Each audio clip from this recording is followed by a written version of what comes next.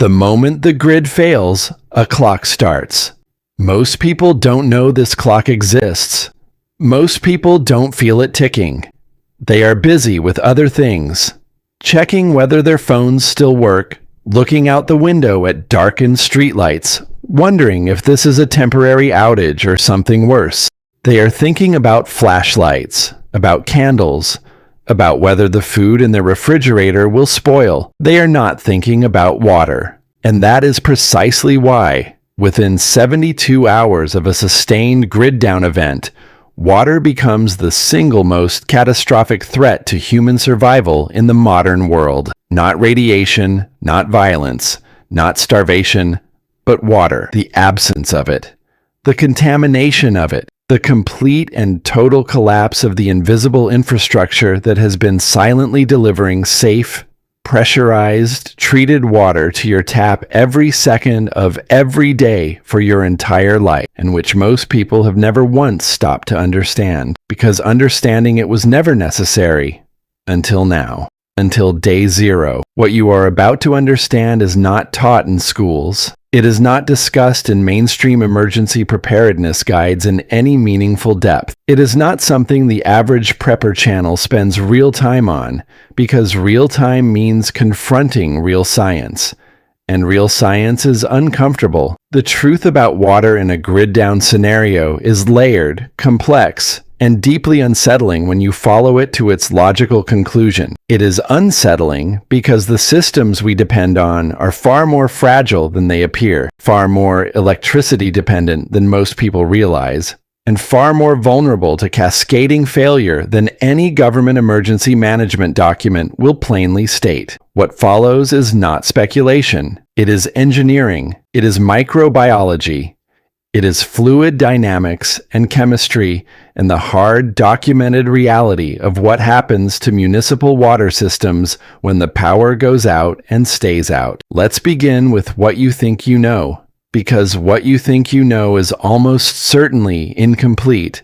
And in a survival scenario, incomplete knowledge is indistinguishable from no knowledge at all. Most people understand in a vague way that water treatment plants use electricity. Most preppers have heard that you should store water, that you should have a filter, that a 3-day supply is the baseline minimum. This information is correct, but dangerously shallow. It treats the symptom without diagnosing the disease. The disease is systemic. The disease is architectural. The disease is built into the very design of modern water infrastructure.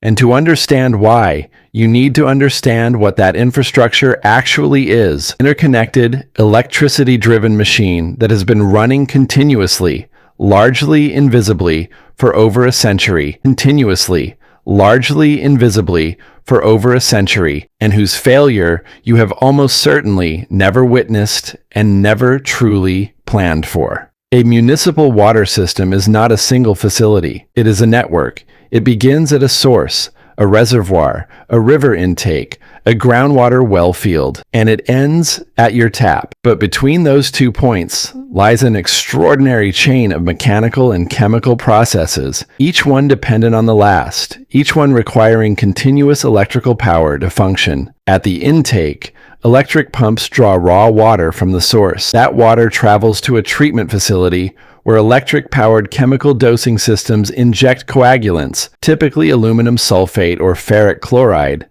to cause suspended particles to clump together in a process called flocculation. Electric mixers agitate the water to encourage this process. The clumped particles settle in sedimentation basins or are removed by electric-powered dissolved air flotation systems. The clarified water then passes through filtration media, sand, anthracite, sometimes activated carbon, and then, critically, it enters the disinfection stage, where chlorine or chloramine or ultraviolet radiation or ozone is applied to kill biological contaminants. All of this requires electricity, and then the treated water must be moved, pumped through miles and miles of pressurized distribution pipe, lifted into elevated storage tanks, maintained at sufficient pressure to reach every tap in the service area. More electricity, More pumps, more automated control systems running on digital infrastructure that is itself dependent on continuous power.